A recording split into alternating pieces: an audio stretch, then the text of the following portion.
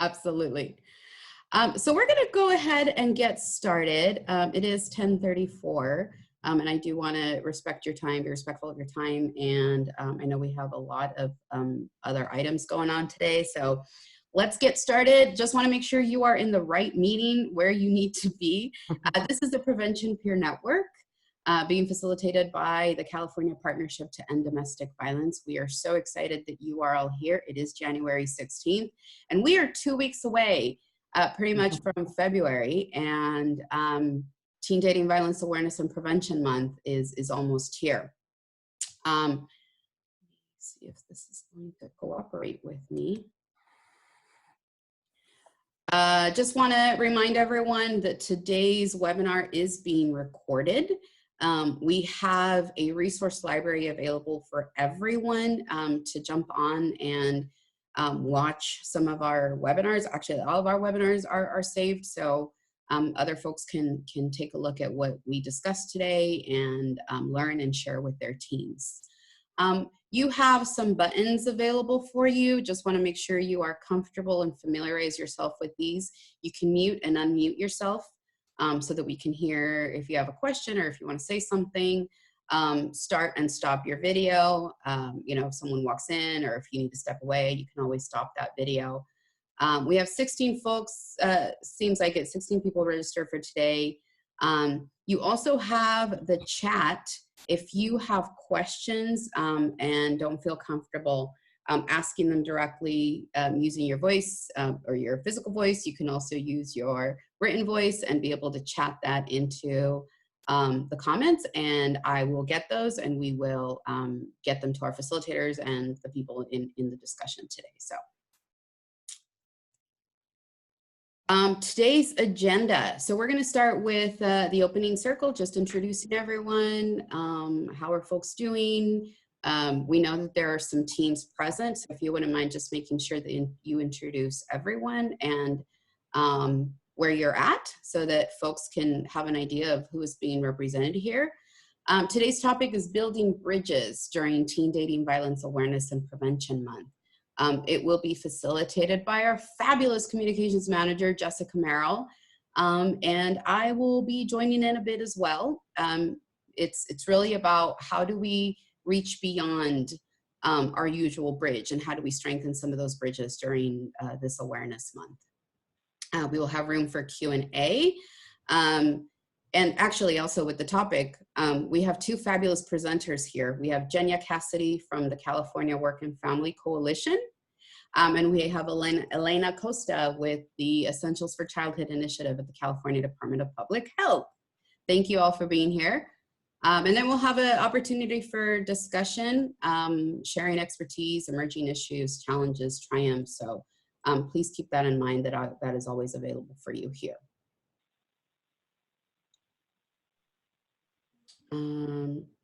Before we get to the opening circle, want to make sure that people know that registration is now open for building change together.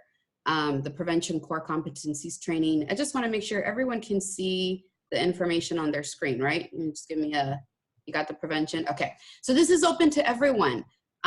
We want to make sure that folks understand that it's not just for the prevention specialist or those engaging directly in the prevention work.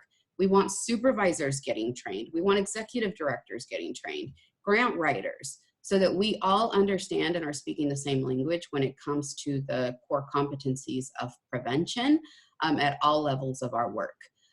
We are making this available twice this year. This is super exciting. South, March 3rd through the 5th in Los Angeles. North, March 24th through the 26th in Concord. If you have not participated in these, I would highly encourage and invite you to do so. They are fantastic days of learning, growing, also learning about what we bring to the table, because it is a relationship, right? Prevention is not just about facilitating a program. It is also bringing ourselves into the conversation, and what does that mean, and how do we make space for all voices at the table. So please register. That is available now. And want to open it up. I do want to make sure and introduce Jessica as well. If you all wouldn't mind sharing your name, so if you feel comfortable, we would love for you to do it via video. If not, please type in your name, agency, and location into the chat. But as you are introducing yourself, please share your gender pronouns, information about your agency and your location. So I am Alejandra Aguilar, leading the statewide prevention program at the California Partnership to End Domestic Violence. Gender pronouns, she, her, hers, and I work out of the Sacramento office. Jess. Hey everyone, so great to be here. My name is Jess Merrill, and I work for the California Partnership to End Domestic Violence as the communications manager. And today I'm telecommuting in my Bay Area apartment, but usually work in the Sacramento office, and my gender pronouns are she, her, and hers. Who wants to go next? Hi, my name is Elena Costa. Can you hear me, Alejandra? Yep. Just making sure. Thank you. Okay, good. So my name is Elena Costa. I work for California Department of Public Health for the Injury and Violence Prevention Branch, Essentials for Childhood Initiative. My pronouns are she, her, hers, and I'm in Sacramento. Awesome, thank you. Should I go? Yeah. I'm Jenya Cassidy. I'm with the California Work and Family Coalition. We're a statewide coalition working on workplace supports like paid family leave, paid sick days, and time off to care. And my pronouns are she, her, hers. And I'm talking to you from Alameda, California. Thank you, Genya. Hi, can you hear me? Yes. Hi, Alejandra. This is Janine Barbado, and I'm calling from the California Department of Public Health. And I'm here with the Teen Dating Violence Prevention Program, which is a Cal OES funded program. I'm responsible for providing training and technical assistance for those funded agencies.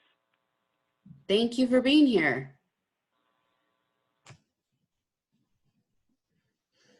Good morning, everyone. My name is Farrah Porter. I am the Heart Lead at Haven Women's Center in Stanislaus County.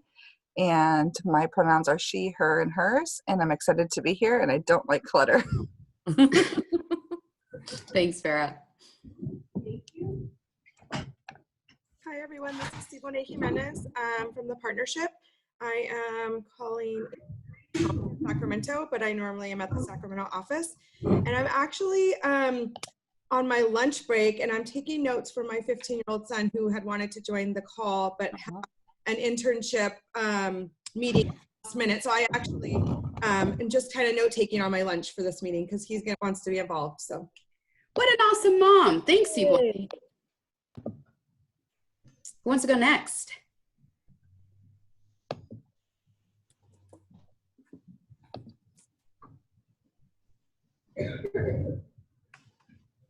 I see Jonathan, Veronica, Sarah, go.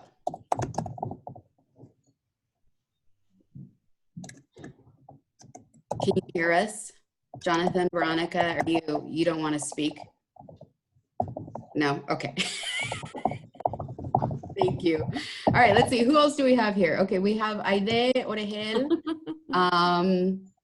Thank you. Doesn't have video camera. Thanks for being here. Sarah Hyde, Youth Services Coordinator at Save in Fremont. She, her. Quentin Page, he, him, his. Dubs of Big Bear Valley. Janae Sargent, she and her, and Artie Cathardi, she and her from Rise in San Luis Obispo. Thanks for being here. Gentech Paul Cook, I am a Master's of Public Health student interning at Waymakers in Orange County with Andrew. Yeah, we are working with Orange County Women's Health Project looking at teen violence. Thanks for being here. Love having interns participate. Aide Orejel, I use she, her pronouns. I'm an advocate for Catalyst and Chico. Thanks for being here. Ronnie Espinosa, she, her, hers, heart educator for Haven Women's Center in Modesto. I love the diversity present today across the state. Andrew, he, him, his, program coordinator with Waymakers in Orange County. Thanks for being here. Laura Horst, and I am the Deputy Director of Development with Women's Resource Center in Oceanside. Pronouns are she, her, and hers, and they, them, theirs. Veronica Espinosa, I don't have an office, so I'm not in the open. We get it. We love that you are here. Thank you.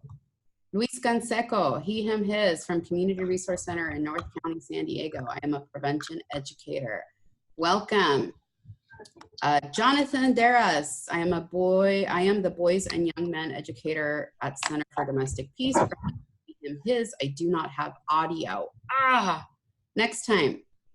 And Gary Rubio, Lions Child and Family Services, AmeriCorps member, Sacramento, California. I love it. If there's anyone else who has just joined and would like to introduce themselves, please do so.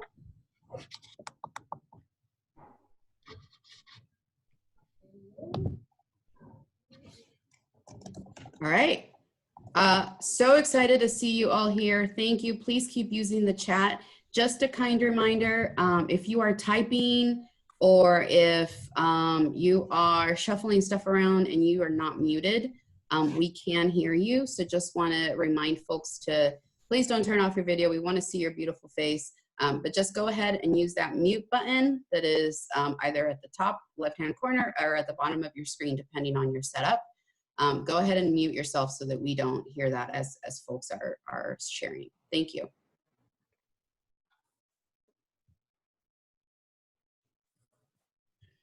Hold on, my screen just froze. We can hear you. Well, that's great. Do you want me to share my screen? Okay. Oh, there we go. Thanks. So let's see.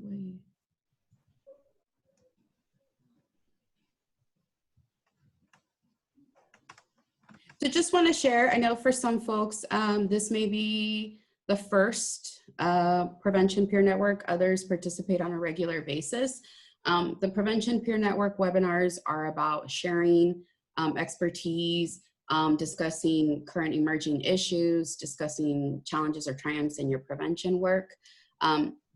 We want to hear all about that. We want to hear from you all about, what's working, what's not. And we want these to be supportive of your needs. So please let Miranda, Jessica, or I know about, what are some items that are coming up that you would like for us to discuss. And like in today's opportunity, bring people in to share with everyone. So please use this as an opportunity for you all. And invite folks. Again, this Prevention Peer Network is open to everyone and anyone. Does not have to be a domestic violence org or a crisis center. You can invite your community partners to participate. You can invite them to register. These are completely free, always, and open to everyone. What is going on, Jess? So much is going on. It's really exciting.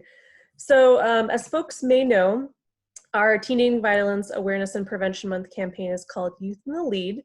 And essentially, this is a way for us to listen to the expertise of young people as they work to prevent teen dating violence, to promote healthy relationships, to heal from trauma, and also engage in related forms of social justice.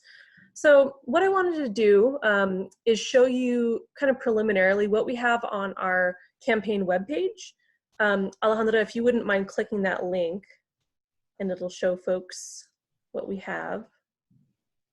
This is a picture of last year's Orange Day rally, by the way, and I love it. And I'm hoping to have an equally robust participation this year. Are people seeing it, or did it disappear? It disappeared. Yeah. Awesome. Why not? Or I can share my screen to show the page, up to you. Can you see it now? Awesome. Thank you.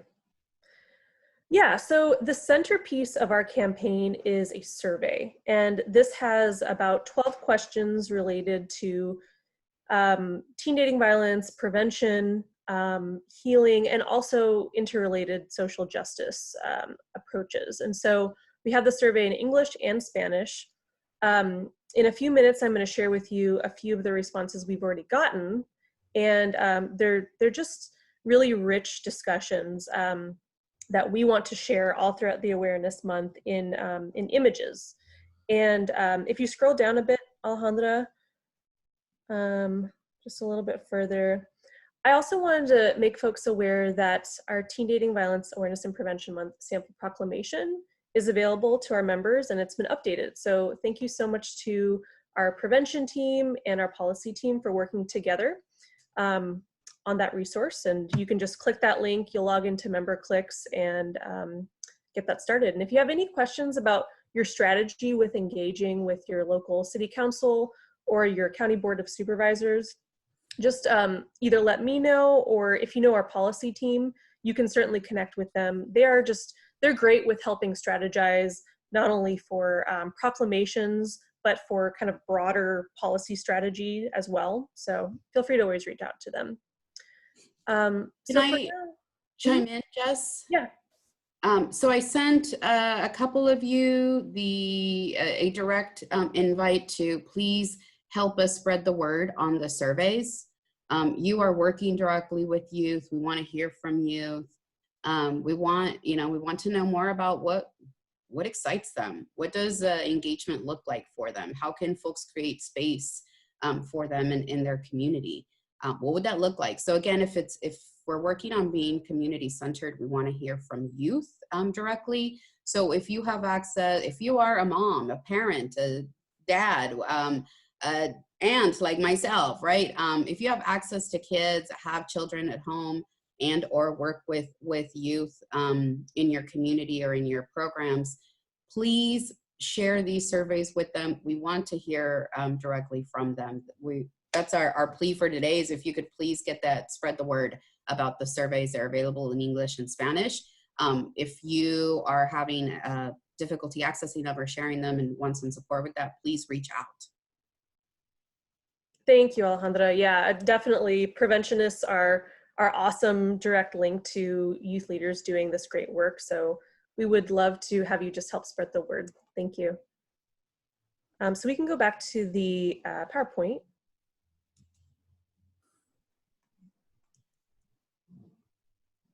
Oh, Jess, bear with me. Yeah, no worries. And we're going to be talking a little bit about Orange Day. That is happening on Tuesday, February 11th. I'm sure folks are already, making plans for the activities in your community. And toward the end of this discussion, I would love in the Q&A, and I'll mention it again, to just hear what you have planned, because every year I gain inspiration from our member programs and partners. So Orange Day events, this link has and you don't necessarily have to click it, but the URL is let's go for it. If you want, sure, you can, yeah.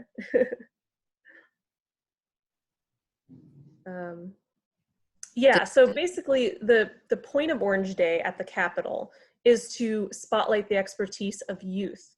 It's also important to have policymakers pledge their support of youth, but we really don't want the focus to be on them. We want youth to be, in lead speaking roles, talking about their work preventing teen dating violence in their own communities, their activism, how they're organizing their peers, how they're changing social norms on campuses, and basically talking about how adults, including policymakers, can support them.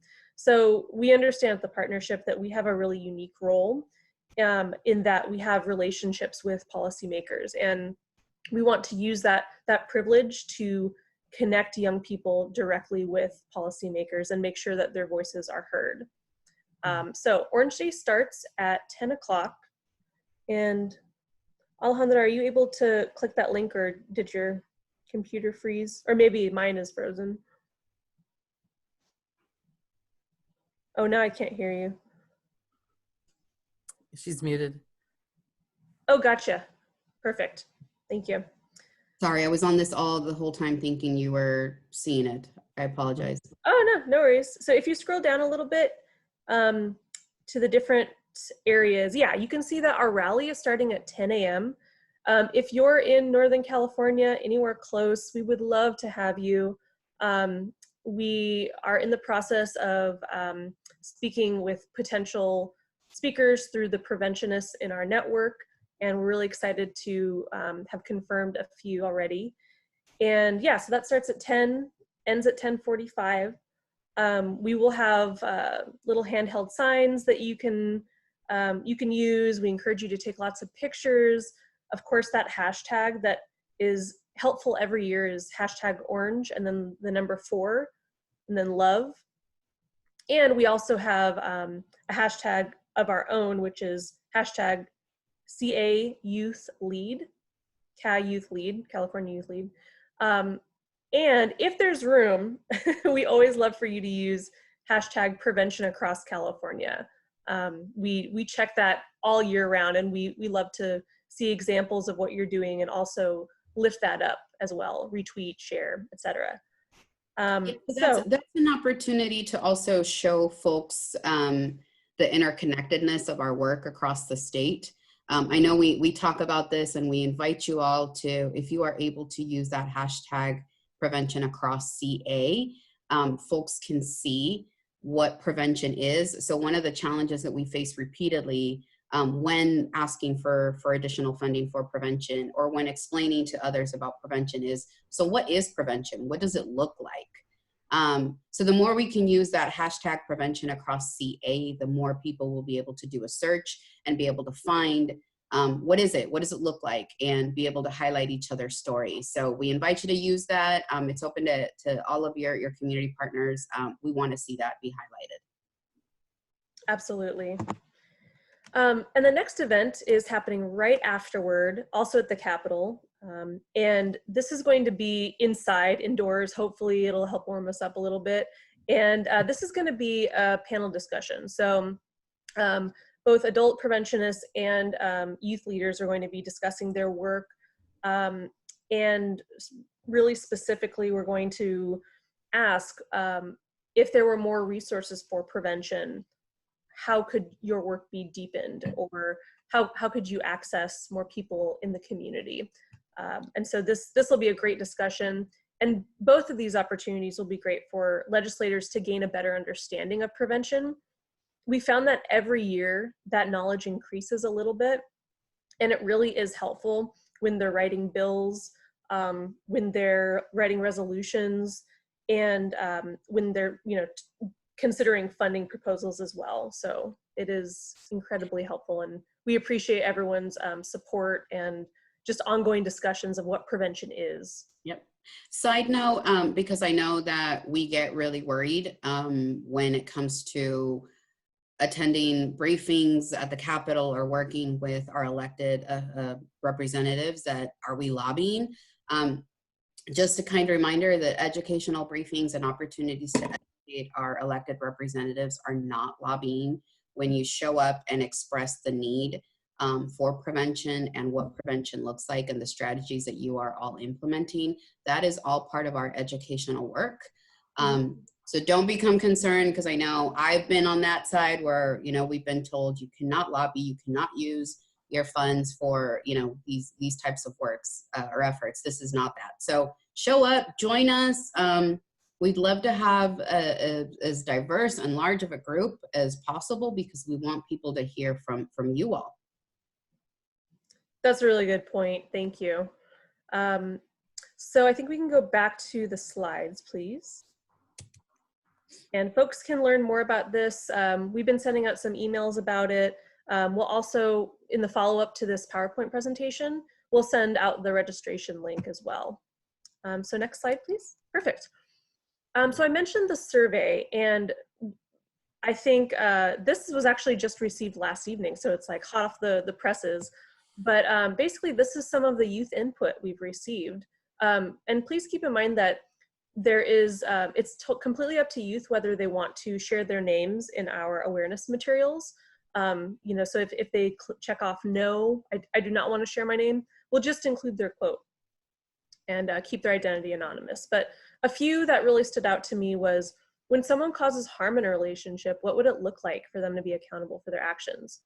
them taking responsibility and willingly looking for help. So this is a way for all adults really to look at what youth are saying and try to help facilitate what their vision is for their school communities.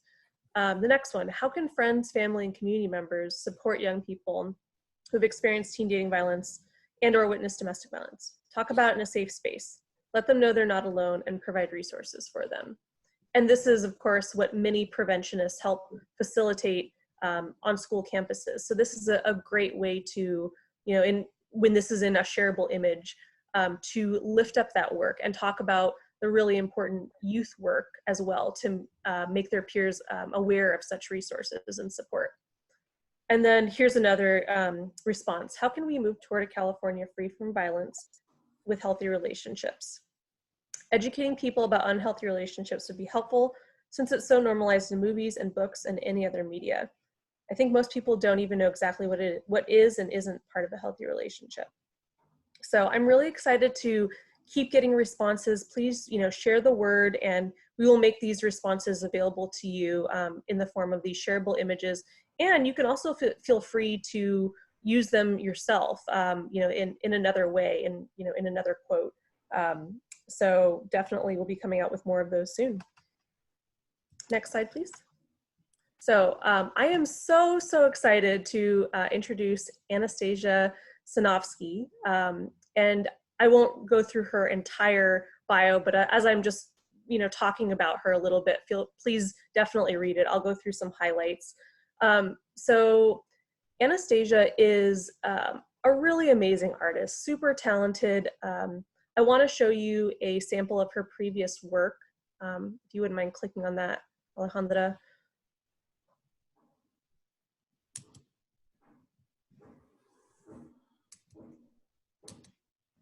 There we go. Oh, yeah. So really amazing mixed media piece that she submitted as part of her proposal. And she, if you go back to the description or the slide, Alejandra, you can tell that she has the heart of an activist. So, she basically started this, this activity called Art with Anastasia. And it reads, enabling any kid to learn and enjoy crafting with their own artwork. So it's a free art program for children and young people aged 6 through 12. So, she has been featured in museums, as she's told us. She's an avid member of the Gender Sexuality Alliance. And so we are just honored to have her join us as our youth graphic designer. And the important part of this, of course, was to live up to our values of equity and to ensure that we were bringing authentic voices and perspectives to the Youth in the Lead campaign and to live up to that. So this is a part of that. Alejandra, do you want to say anything about Alejandra and when you met her? I want to give kudos to you. I just want to share with everyone that it's been beautiful to be able to work with Jess on this. And Jess is very much one who passes the mic. And when we started working on this campaign, and the idea came up of why not, right? This is an example of moving aside and creating space for a youth-centered campaign. And being able to send out the information about the call for youth graphic designers and reading through the proposals and working with teachers on, could you extend the deadline, right? Because it was right around, I think, Thanksgiving week.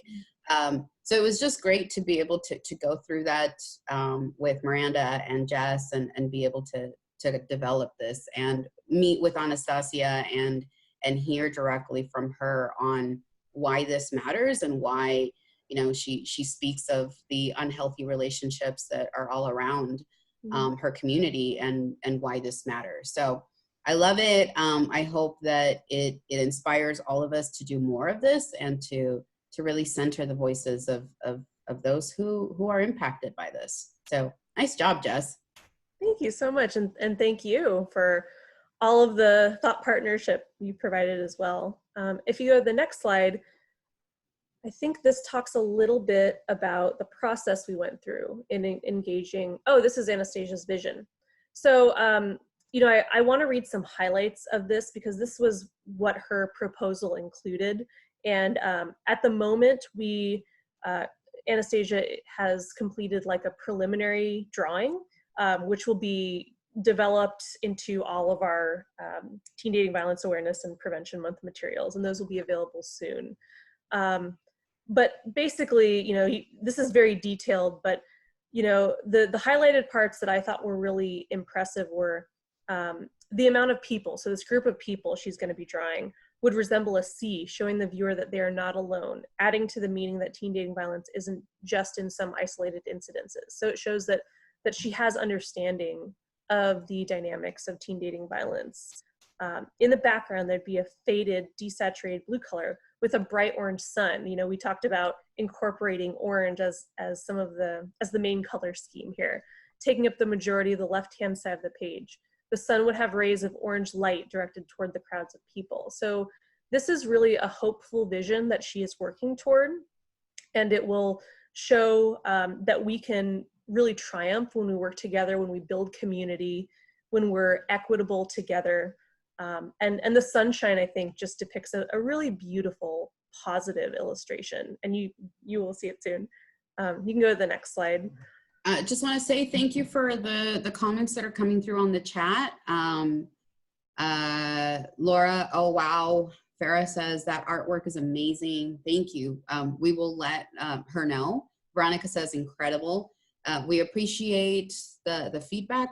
Please keep chatting. Send your thoughts in. Yeah. Thank you. That is really amazing to hear, and I know she'll love to hear your feedback.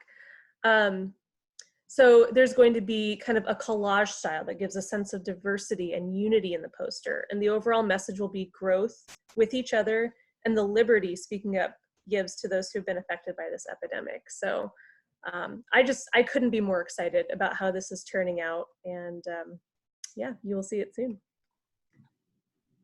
So Alejandra and I were talking, we thought it might be helpful just to go through the process that we're currently in with working with Anastasia, our outreach and work plan with developing this opportunity for youth graphic designers.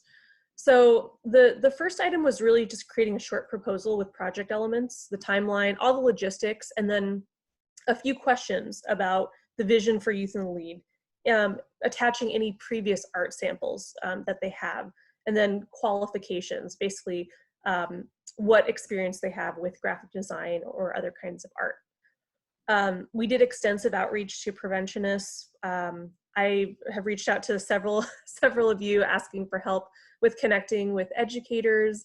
So that was awesome, and I really appreciate all of the support that you provided.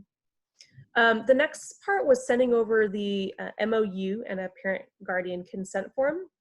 And, you know, it's always important for anyone, you know, doing work for a project related to your organization to have a clear expectation of everything for the project. And that was the MOU.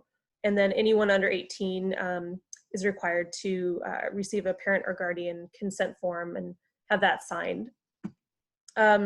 Then we had an initial phone consultation, and this was just a great opportunity to get to know Anastasia, learn about her background with art, learn about the excitement she has when working with her community, and just we loved hearing about the opportunity she created for children and youth to create art. It shows that she's a real leader, and we were excited to get to know her. And then we just reviewed the initial designs and provided some feedback, and we also decided to schedule a phone call just so that we can make sure that we're aligning with the vision, her vision, making sure that we keep her vision central to the art, while also mentioning some specific needs for our campaign, like the need to include orange as a central color, all of that stuff. And then we will just review any final designs and then provide the compensation, because this the opportunity came with a $500 stipend. So we thought it was really important to compensate Anastasia for all of her expertise. If anyone has any questions about implementing this sort of project, like a call for proposals, you know, reviewing proposals, looking at different samples of art, etc., making your decision, please let us know. You know, we've done this a lot with adult graphic designers. This is the first time we've worked with a youth graphic designer, but this experience has been super just educational for us. And if you have any questions or would like to do this in your own community, we would love to help. Yeah, just want to share, I know that we've talked about it in other webinars that folks are interested in sharing strategies with one another. Sometimes it's helpful to see the language used on an MOU when working with an underage individual. You know, how do you work around it? The insurance aspect of working with or traveling with youth. So we want to make these resources available, and we're going to be getting to that in a little bit of where are these resources and where can you find them and how can we continue to strengthen those bridges. So yeah, thanks, Jess. Thank you. And next slide. I think this is you, Alejandra. Go for it. Yeah, that's what I was speaking of. We are so excited to have a new prevention page. You guys have no idea how this makes me just so happy and lights me up. Making sure, I think we've spoken about, right, what does prevention integration or the integration of prevention look like? How can we show up with prevention? And one of the key spaces are our websites, our marketing materials, right? Does prevention show up? Is it clearly stated so that people can see it? And we are super excited to share that. It's available. We have it. You know, I don't know if you, let me see if I can get to. Oh, I'm sorry. I didn't link to it. I forgot. All right. Let me open it up. So we're really excited to have that. It's the cpedv.org/prevention. And it's absolutely fantastic that this is available. Let me go to it so that we can show you all, because this is not, we want to make sure that takes place. Okay, here we go. God, there's so many buttons. Can everyone see it? I can see, yeah. Yeah. Prevention across California. All right, so this is the page, right? So cpedv.org/prevention. We have our Building Change Together video. That's the first at the top. We are going to try and have more videos available, right? And this is an opportunity for you all to submit your videos to us. If there is something going on in your community, if you've done a PSA, I know a couple of you are working on some marketing materials or marketing campaigns. If you have a video that you would like for us to share, please send it to Jess or I, and we will take a look at it and see what we can do. The focus of this page is to really strengthen those bridges, right? Make sure that people have a space to go to access resources, to learn about each other's work. And the first way of doing that is through our story bank. We have some stories that are being featured. Thank you so much, Strength United, Alliance for Community Transformations, and Stand Strong for submitting your stories. We want to invite you all to please share your work. This is not just for DV or SV orgs, this is for everyone. We want people to be able to talk about them, be able to share about your work. And also, I love that Miranda always talks about the fabulous flops. We learn from some of the errors. We learn from some of those flops. We pick it back up and we try again, because that's what preventionists do. We speak about us as, right, we are chameleons, and you adapt and evolve based on what comes at you. So we want to hear from you. Please share those with us. You come in, you click on these, you hear about what's going on in these communities. You're able to engage with folks, and you're like, oh, I want to hear more about what Clay's doing. You can reach out to Clay. So that's the Tell Your Prevention Story. We have a template for you to be able to submit these. So you can type right into all of this, what adaptations, when did it take place? So these are some guiding questions if you're not sure where to start or how to share your story. It's available for you here, and then you submit it.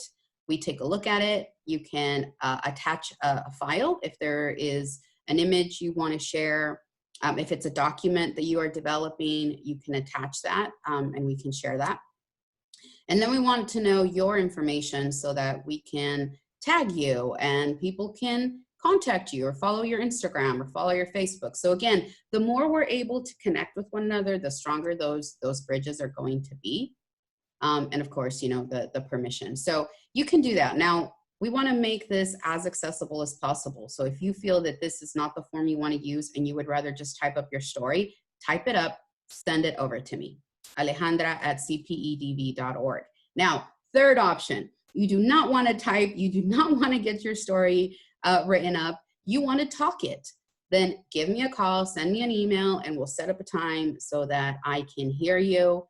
And I will record our session, and then I will type it up and get it ready for us. We want to hear your voice. How clear was that? Wow.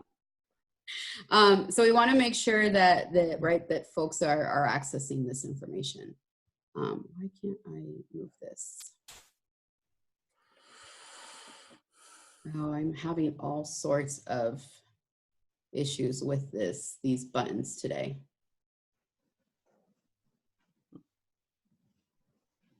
Do you just want to go back to the main page, Alejandra? Yeah, it won't let me move back. Oh, it switched to another tab. You can just click the tab to the left. I need to go to the actual page. There you go. Okay. So it's blocking. You can't see my thing, but it's being blocked completely at the top. And Oh, yeah. I have that issue sometimes. Yeah, it won't get rid of it. It's fine. We work around it. Okay, so then you also have the Prevention Core Competencies page on here. We want to strengthen this area, make sure that if you are, you know, bringing new staff onboarding, that's been a huge ask of you all, is how do we onboard new prevention staff? So the Prevention Core Competencies page are available here. And we're going to be adding some tabs in the next couple of months that have direct trainings or access to trainings, online trainings for onboarding new prevention staff, intermediate staff, and those who are a little more veterans in this work. So we want to have that resource for you all. Register for upcoming prevention events and webinars is always there. We want to make sure that you know that this is the third Thursday of every month, the webinar, and then the calls are also available, so you can register for all of that through here. You can also find the registration for the Building Change Together. So everything is here. Again, as accessible as we can make these trainings, I think is going to help all of us be able to find information readily. So that's there. And you asked for it, it's here, employment opportunities for preventionists. It's gonna be available right here. You click and you can see what is coming up for folks. Again, does not have to be DVSV organization. We want to strengthen the way in which we look at prevention from an intersectional perspective. So if you have a job that is available, get it over to us. Jessica does an amazing job of making sure and keeping this updated. But if we don't hear from you, then we don't know that it's available. So get them over. What is that? Is this helpful for you all? What are your thoughts? What are you liking? What are you not liking? If you wouldn't mind unmuting yourself or send it through the chat, I want to hear from you. What are you thinking so far of this new page?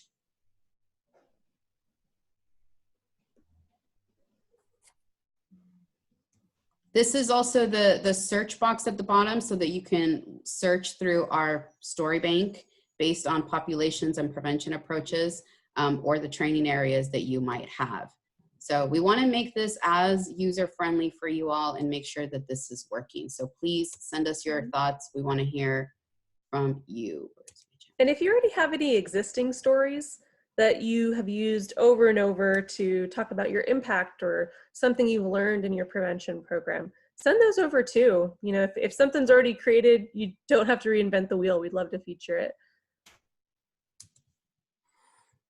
All right. Let me go back up to this.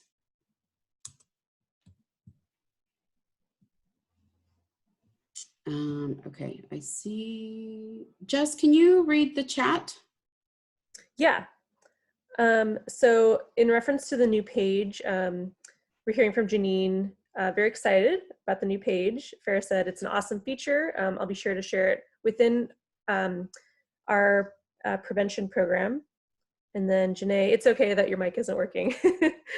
But Janae said, I still love this. Awesome.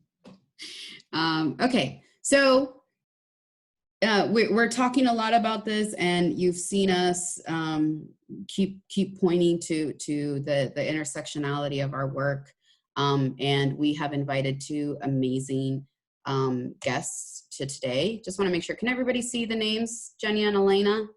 Everyone can see the PowerPoint, okay? Yes. Okay. So this is an awesome opportunity, I think, for us to hear from folks who are not at a DV organization and are engaging in some amazing prevention work. So we want to make sure and create more space for that, for us to hear from other folks and engage in some idea sharing. So at the end of this session, when we hear from Jenya and Elena, we are going to open it up so that we can all share and just be prepared.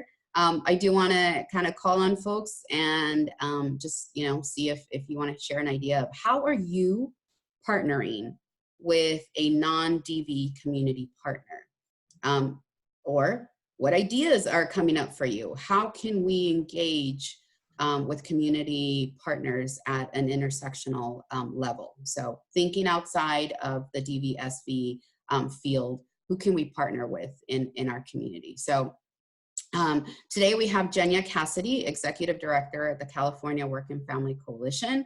Jenya, thank you so much for being here with us today. And we have Elena Costa, a Program Coordinator at Essentials for Childhood Initiative at the California Department of Public Health. Elena, thank you so much. They are both going to have an opportunity to share about their work, how this intersects with, or how their work intersects with the prevention of intimate partner violence, and strategies or ways in which they suggest you might want to bring somebody else in. So we're going to start with Genya. Hello, Genya.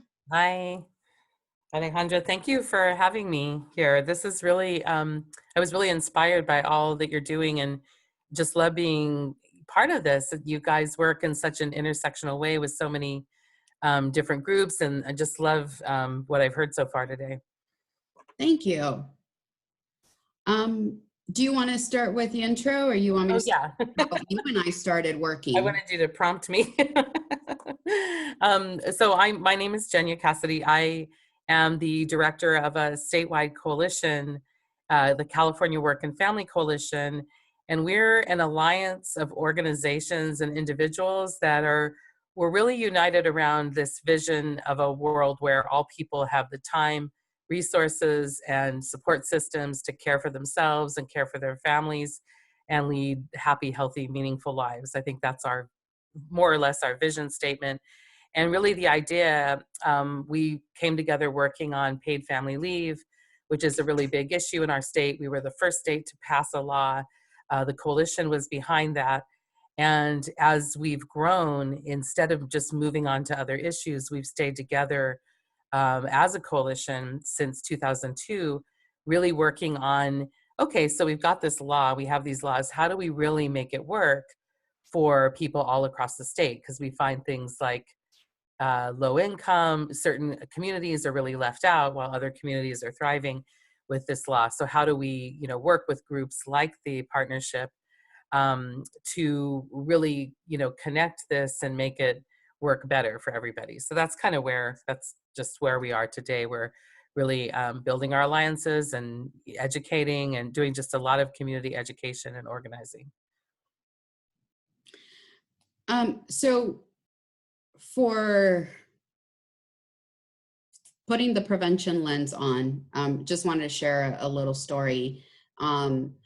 I was working at a dual agency in San Diego and leading some of the prevention work. And when we started having conversations about this position and what it would entail, when I heard it's focused on, one of the projects is focused on strengthening access to and awareness of paid leave. I was a little taken back, like, why paid leave, right? How does paid leave relate to preventing intimate partner violence? And it didn't click right away. So that's where that bridge was not, it wasn't a strong one. I couldn't see it. And a year and a half later, I'm like, duh, it makes perfect sense. It's like, obviously. So many of you know I am a child of domestic violence, and my mom is an immigrant, only speaks Spanish, understands English beautifully. She is a badass, was formerly undocumented, worked in the farm dairies in Idaho, and my father was the one who managed all the finances. So all of her paychecks would be given directly to him. He managed everything. She never had access to a single bank account or able to open or close anything, or didn't even really know where her check was going. I think she's even said she didn't even know how much she was actually making because he would manage everything. She was pregnant with one of my brothers, and 9 months pregnant, working till the very end. They would not give her any paid days. She did not have access to maternity leave because she did not speak the language, and because she didn't want to ruffle feathers or lose her job. She worked up until the very end, ended up having complications, was hospitalized, and went with months of unpaid work or unpaid days. Came back to work, fortunately had her job, and the way she has viewed it all the time is, I had my job back. Now she speaks very differently, right? Is why did I not have access to my paid days off, and why was I not able to have my own bank account and manage my own money? Looking at it from this perspective, economic insecurity is one of the biggest risk factors to unhealthy relationships. The more we can support individuals to strengthen their access to financial literacy, to strengthen their economic security, know about their rights at work, and know about their rights when, when it comes to maternity leave, the stronger individuals are, and the more independent and respected that they feel. So from my end, that made more sense to be able to view it from my mother's perspective and be able to connect. So Genya and I now have these amazing conversations about, like, duh, it makes perfect sense. And if you look at one of the stories that is highlighted on the Prevention Story Bank, you'll hear that Genya and myself were having coffee here at the Capitol one day, and we were joined by one of the partners at Parent Voices of California, and then one of the partners from the Caregiver Resource Centers in Southern California. And all of us started talking about the sandwich generation and caring for a child and caring for a parent, and the stress that poses on your relationships at home, and how, this increases risk of challenges. So it's all connected. It's like, duh, it makes perfect sense. So Genya, what do we do? How can we learn more, and how can we get our communities involved? Well, one thing I wanted to just so everybody knows what paid family leave is in California, just to start there a little bit. It's like what Alejandra says, it's bigger than just this one law, because it really is having that, both the economic security and the support to be able to take the time you need without, fear of losing your job, losing your livelihood, losing your home. It can really spiral out when people just miss that one little puzzle piece of having that security to be able to take time when they need to, whether it's an emergency because a family member's in the hospital, or giving birth, or adopting a new child, or becoming a foster parent. All of those times in your life, you need to take time to bond or care. paid family leave is just a law. It's a benefit that passed in 2002, implemented in 2004. Everybody, the majority of Californians pay into it if they work and pay into SDI. So either you have it or somebody in your family has it. So it definitely benefits whole families. And it basically allows you to take up to 6 weeks of paid time off to care for somebody or bond with a new child. It will go up to 8 weeks in July of this year because of the governor's budget last year, which is great. We have a governor, for the first time since it passed, we have a governor that's very supportive in moving it forward. So we're really, as a coalition, both in the policy level and the education level, really ramping up our work this year. And a lot of it is thanks to partners like the partnership, and a lot of you are going to be asking to get involved. So, so basically, I've really learned a lot in this partnership about this kind of, new connection in thinking about prevention, and how much having that economic security and the health and well-being of, just being able to take the time you need really makes a difference. I mean, we have activists, like I was telling Alejandra a little while ago about a city council member in Berkeley who's very passionate both about this issue and about housing, because when he was young, his mother took time off to care for a family member who was seriously ill and lost her job because she'd taken that time off. And that began a whole spiral of the family experiencing homelessness. And he really connects the two, that, not having that right at work and losing the job really created this very traumatic time in his childhood. And that's, how he really got involved in politics and became a leader on this. And it's such a moving story, and it just really connects the dots, because, how much that we need paid leave, but how much it's connected to all of these other things, housing, work security, your own health, your child's health, your family member's health. Yeah. So that's, oh, Alejandra, I think you're muted, but that's, yeah, I thought you were saying something. Jenya, how, so I just want to share, I think from our partnership, this has been a phenomenal partnership working with Jenya, and really learning how to, I feel like I joke with Jenya sometimes. I say that it's almost like we're dating at times, because we've had to learn how to communicate and navigate through challenges. Mm-hmm. So Jenya has been always very open and honest with me of what is that, right? What does that mean?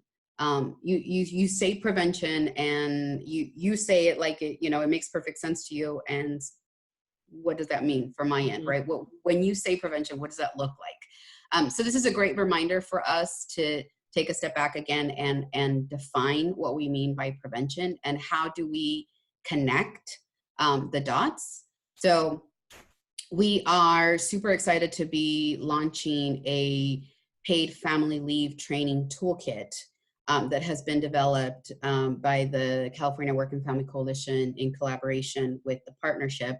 And it is going to be shared across the state. Folks like you all and all of our community partners are going to have access to this training toolkit that provides information on how to facilitate a conversation, a training, a presentation on paid leave and other related benefits. And why does this matter, right? So this is where, for me, it was like, we're having a full, maybe 45-minute training on paid family leave, and we're never talking about unhealthy relationships.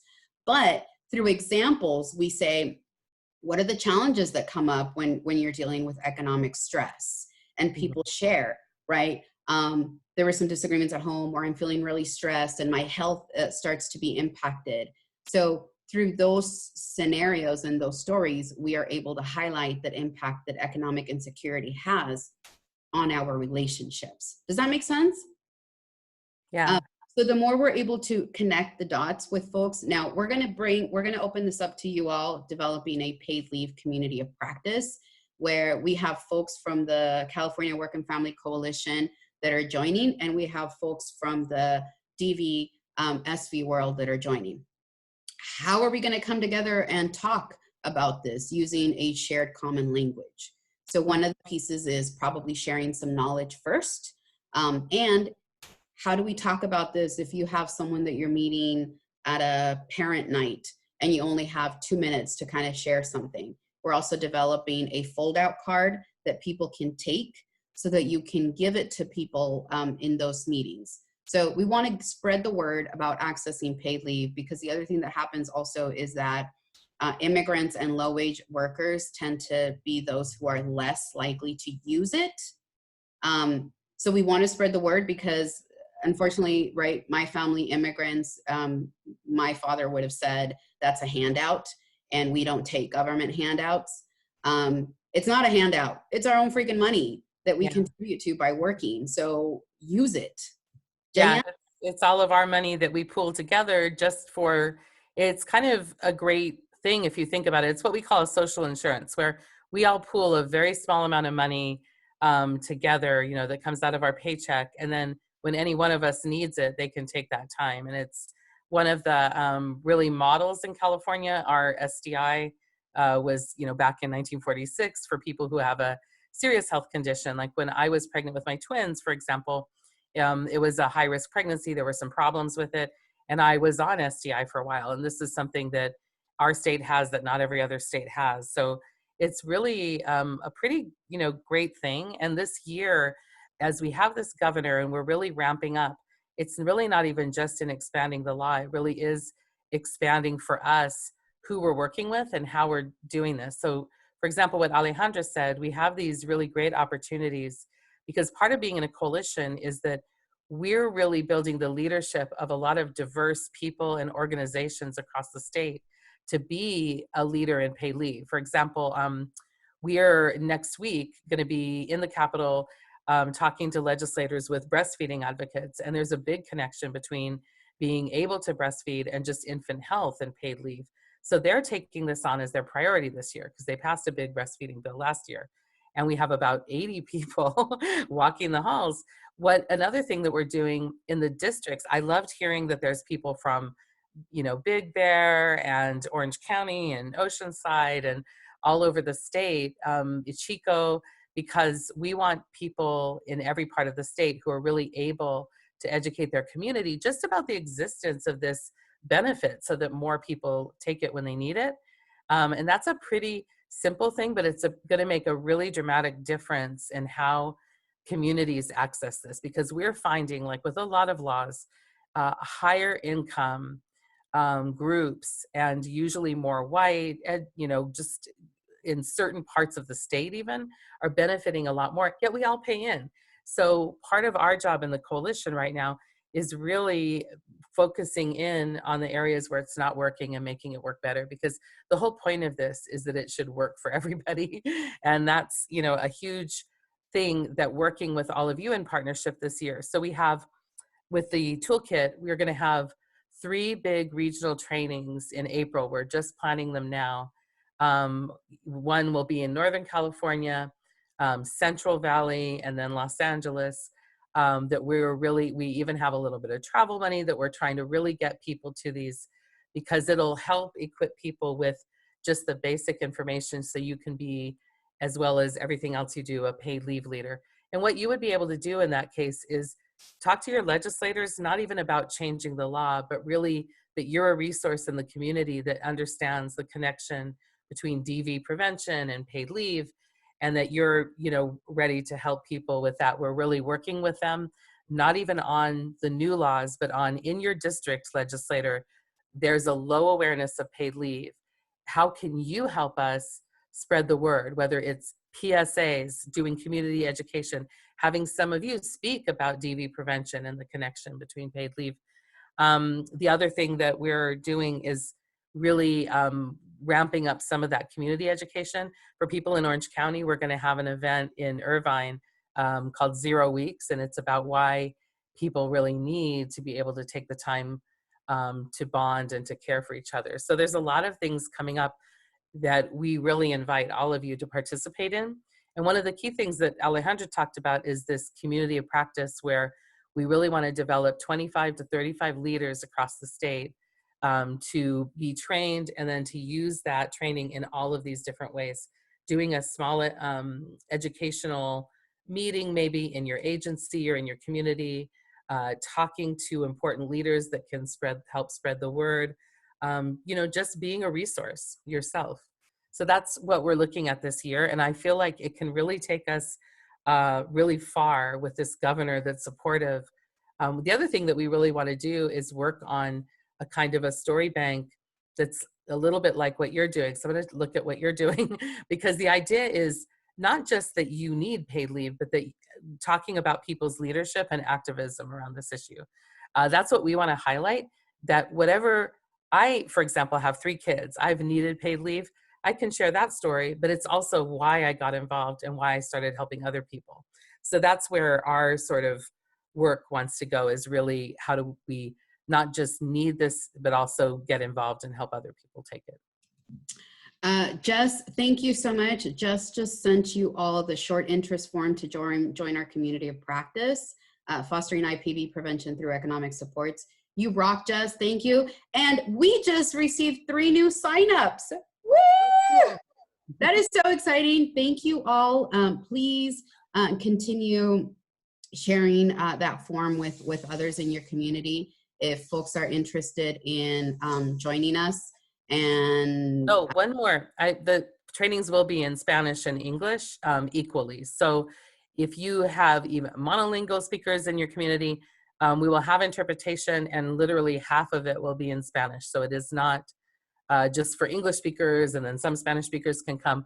In every single community that we're in, there's a slightly lower awareness and uptake among Latino Spanish-speaking communities, and that's a big target and a big part of our coalition right now. So just FYI. folks, this woman gets language justice.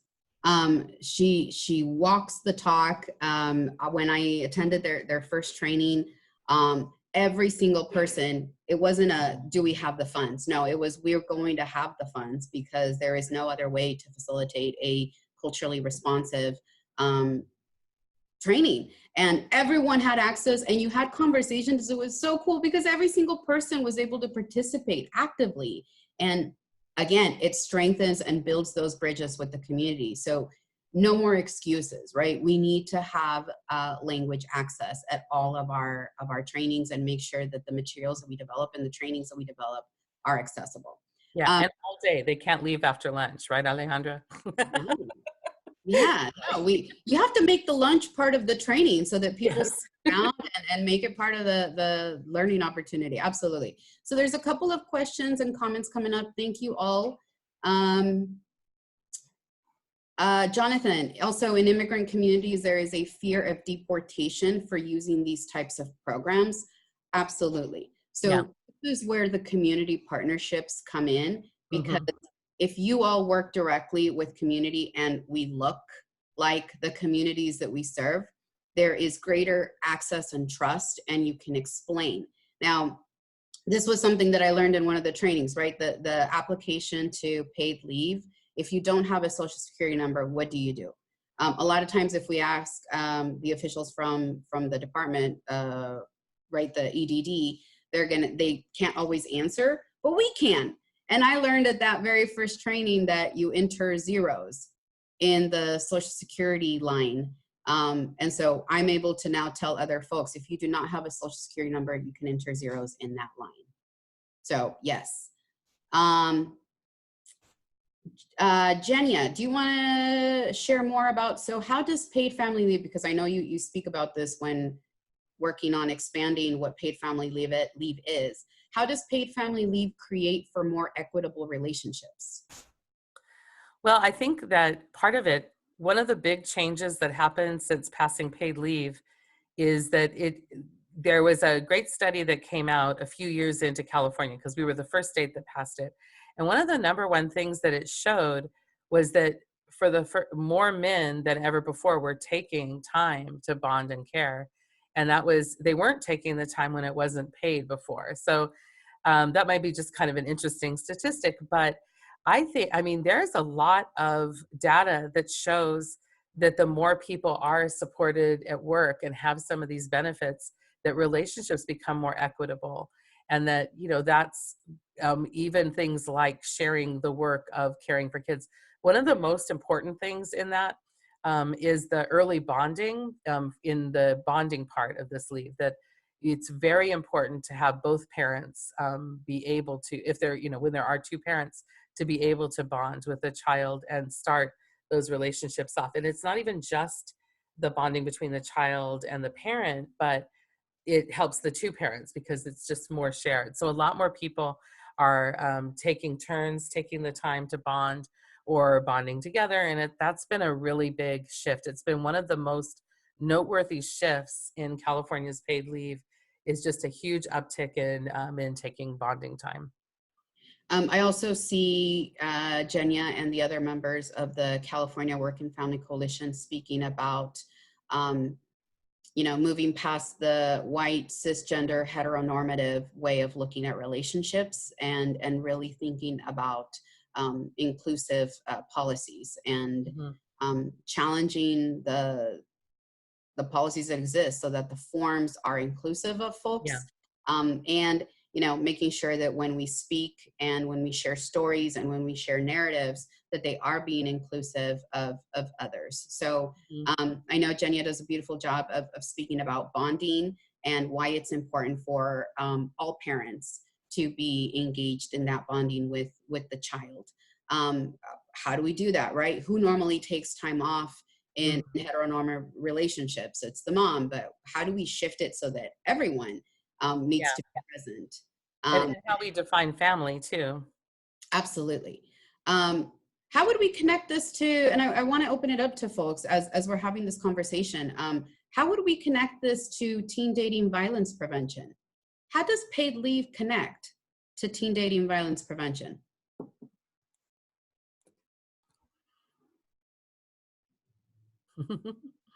Thoughts, ideas? It's also open for some teens have kids. Thank you. Yeah. A lot of teens have kids, and we're actually even finding that part of it is an economic thing, that a lot of teens have caregiving responsibilities. And one of the issues with that, which I don't know exactly how it ties into teen dating violence, is teens even missing school because they're caring for a parent or another family member, because there's literally nobody else to do it. And that all does tie in a way.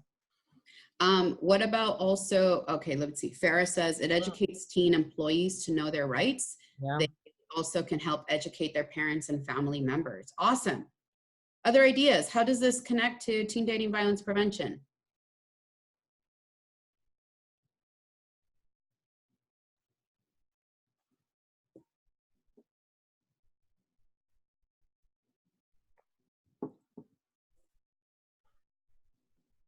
Any other thoughts, Genya? Well, one thing I was thinking, I was very impressed with a young artist and what you're doing with teens. And I think sometimes an issue like this seems further off the younger you are, unless you do already have children. But as teens are part of families and there's a family dynamic still at play, because they're generally not living on their own in a studio apartment somewhere.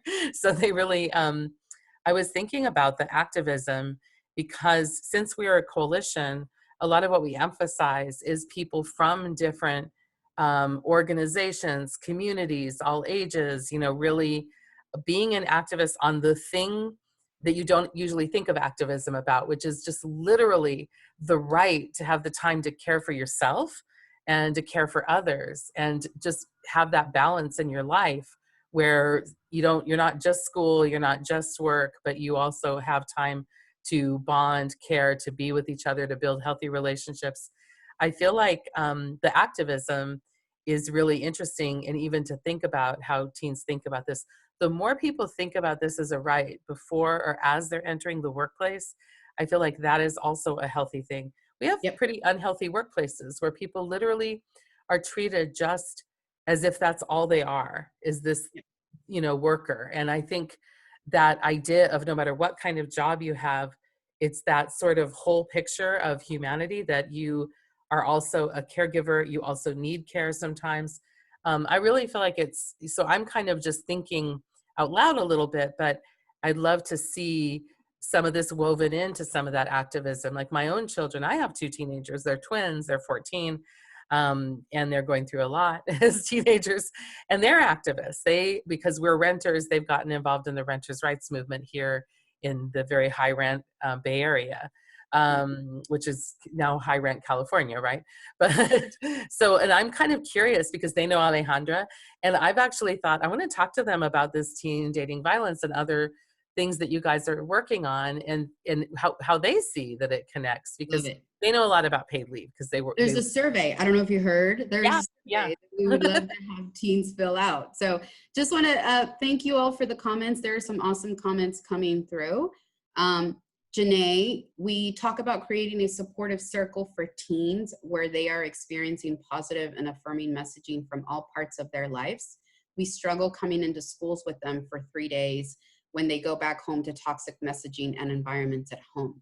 By strengthening family foundations and bonds, no matter what that family looks like, we are increasing protective factors and doing primary prevention. Hey, you. Oh my gosh, that needs to be written down and put up somewhere. It is saved. We are saving these. Thank you so much. Aide, teens' first exposure to relationships and how couples navigate sharing responsibility of raising family starts at home.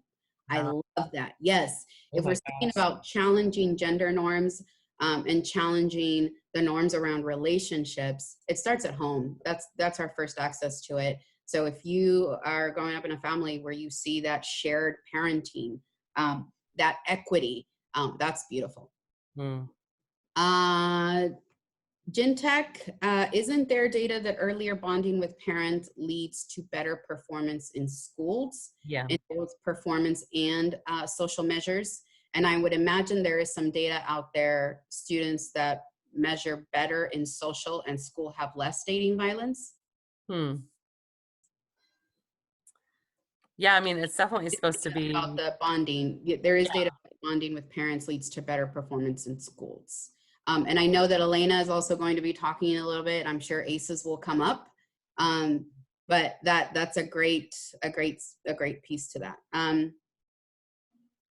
So let's make sure we move over to Elena. Last comment is, in educating our teens, we are educating a whole new generation of social justice advocates who will continue the work that we are doing to reach gender equality and end the violence. Genya, thank you so much. We really appreciate the conversation. We went over time and I love it because we're going to do the same thing with Elena. I know that. So just want to make sure we give Elena the time as well. Thank you so much. Let me open up those the slides while you go ahead and introduce yourself. Elena. Yeah. Oh, and Alejandra, if you want to skip the slides too, that's actually okay. I just think this is just a really great conversation. And so I'm happy to kind of just freeform it actually, because I can see that maybe helpful too. Skip the slides. So no slides. Yeah, let's do it. Let's just talk. Yeah. Okay. So I'm just so grateful to be able to join you all. This has been such a great opportunity for learning for me, and I want to be a part of these conversations and listen to you all and have the opportunity to continue to learn because it's been super interesting. You all have just shared such great things. So so my name is Elena Costa. I work for public health, and much like Genya, I have a coalition, or I facilitate a coalition that's works at a statewide level to think about how to address ACEs, how to think about opportunities to build resiliency. And we use that public health perspective to sort of do that. And the way that we are doing our work is to try to figure out how can we make changes around policies or systems or environments to make sure that that adverse childhood experiences never even happen. What can we do to improve the health and well-being of communities and children?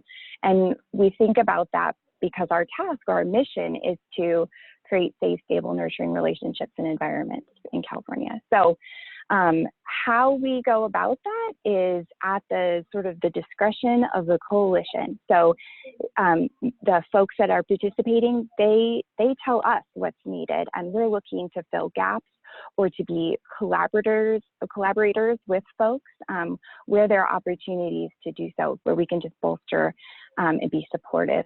And so we have about 135 members right now, and they are involved from all different sort of organizations, from state government, local government, nonprofits, philanthropic organizations. There's folks that are consultants that are just really interested in this topic and passionate about it. There's, it's a really rich group of incredible subject matter experts. And I would say that, you know, real focus for us is to try to figure out how we can continue to bring in folks that have lived experience, those that can, you know, lend their voices to share what's needed, what could we do to be able to make sure that, you know, ACEs never even occur. So, yeah, so we organize through a variety of subcommittees. There's 5, and those are the folks that are kind of, they're participating once a month on a variety of calls. In fact, Alejandra is chair to the Strengthening Economic Support Subcommittee.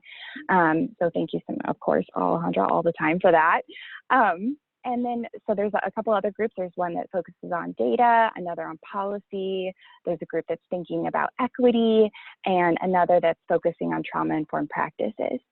So, like I mentioned, those calls happen once a month, and we just really invite your participation, and would like so much to have your voices at the table.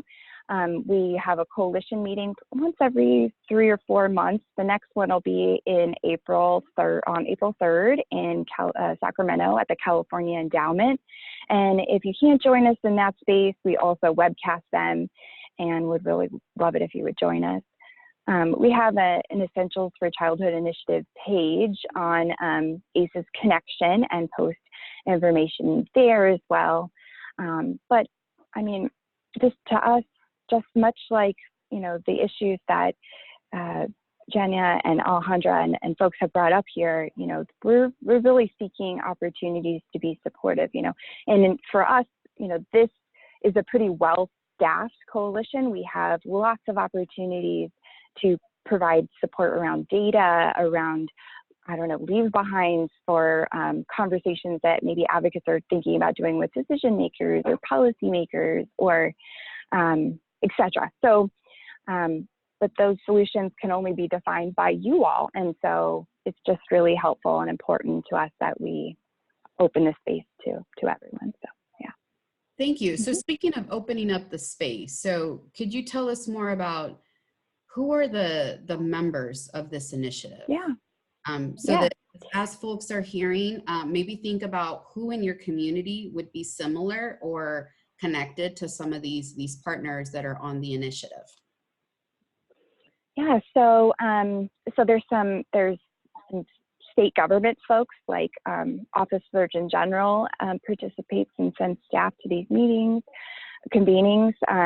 Health and Human Services Agency folks come, and then public health advocates, All Children Thrive Project participates.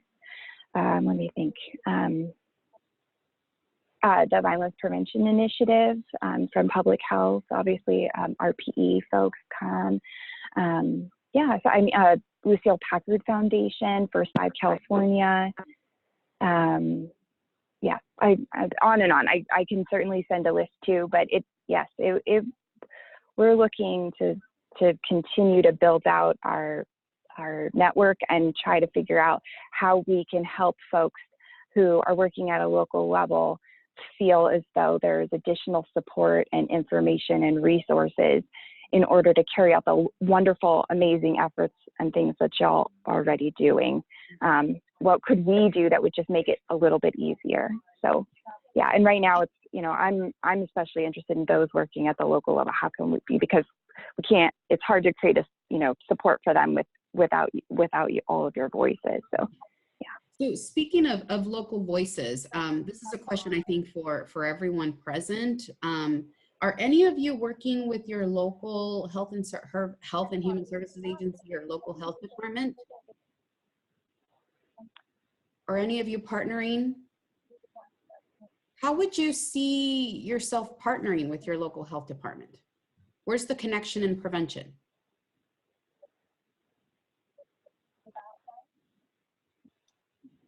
Ooh, I see wheels turning. I love it. Type, or unmute and share away.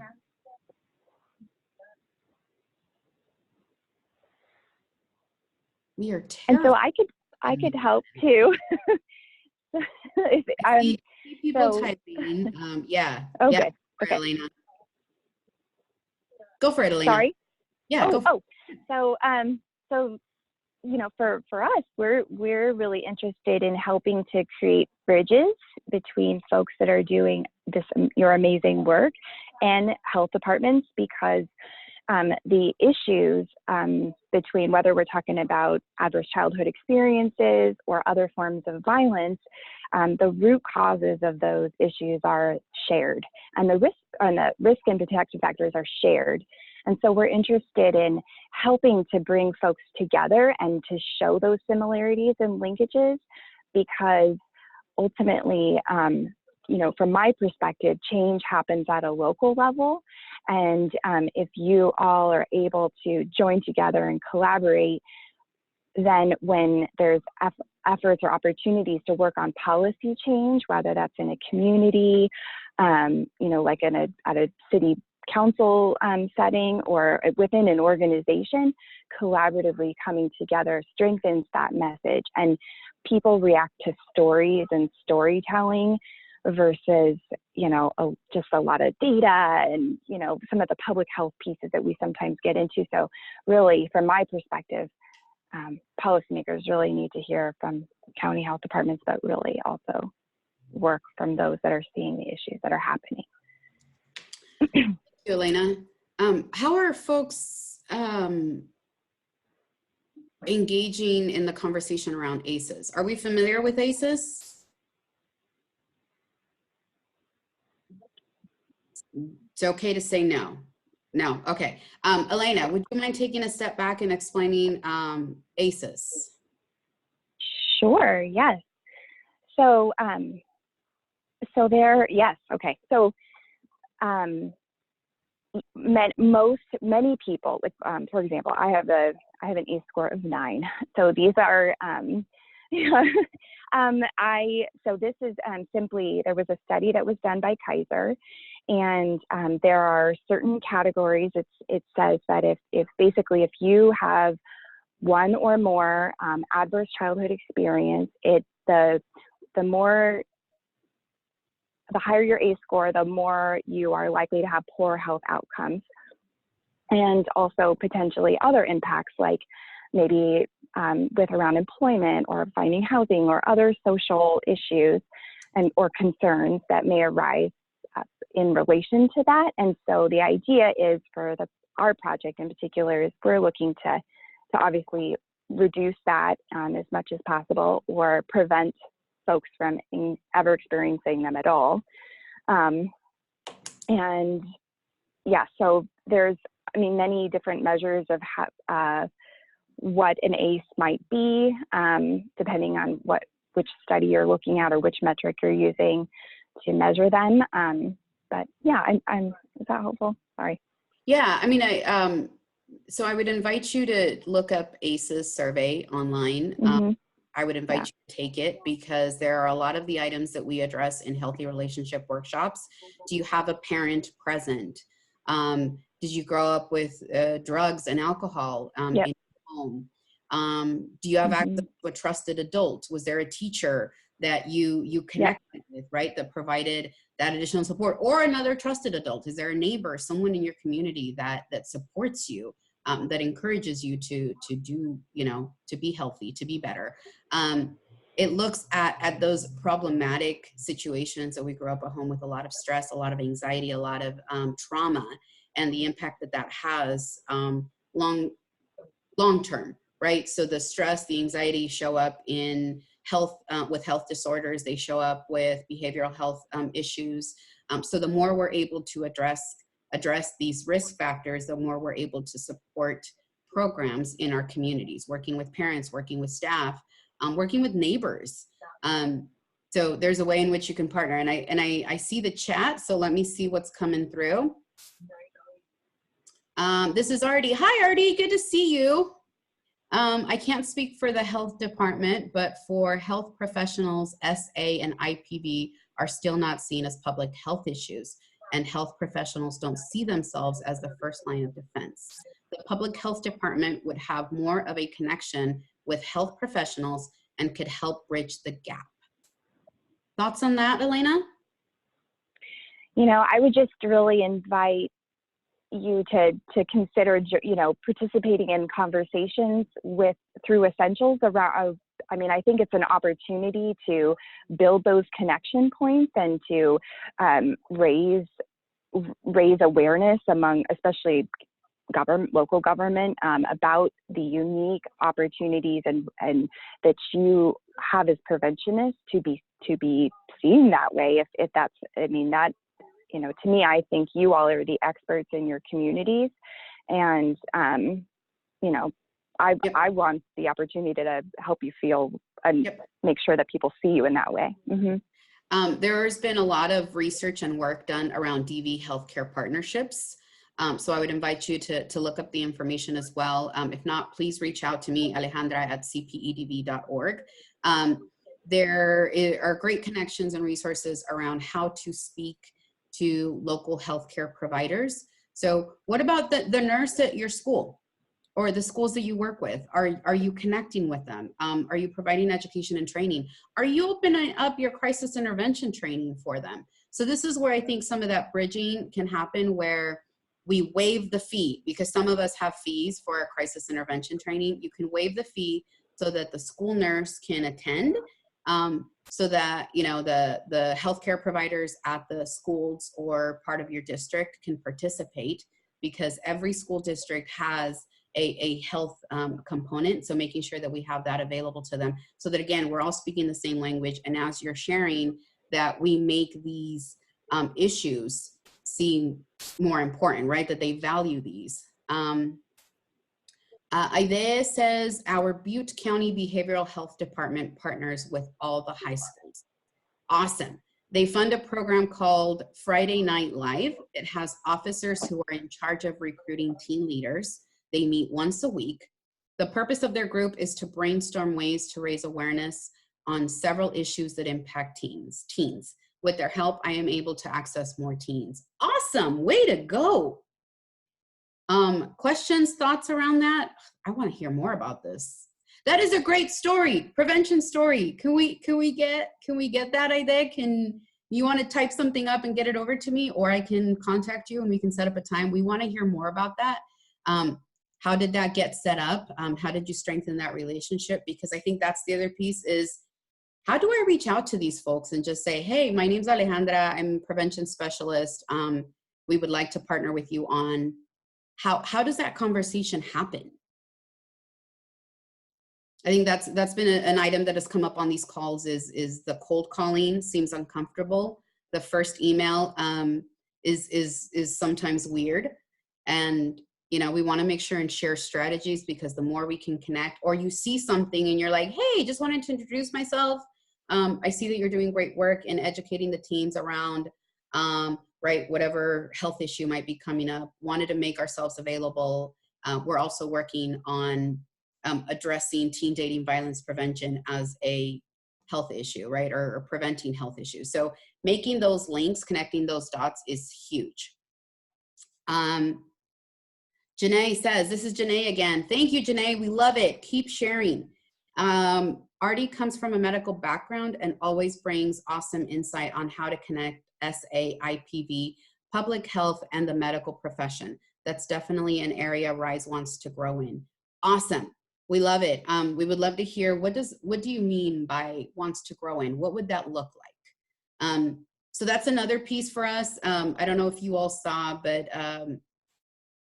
the governor unfortunately did not include funding for prevention in the budget, and it was very disappointing. We've been having conversations, we've been participating in some interviews, and you all will get this. I met with a journalist, and I'm explaining why this is so frustrating that prevention funding is not on the board, and they responded with, well, so how many survivors are going to be homeless?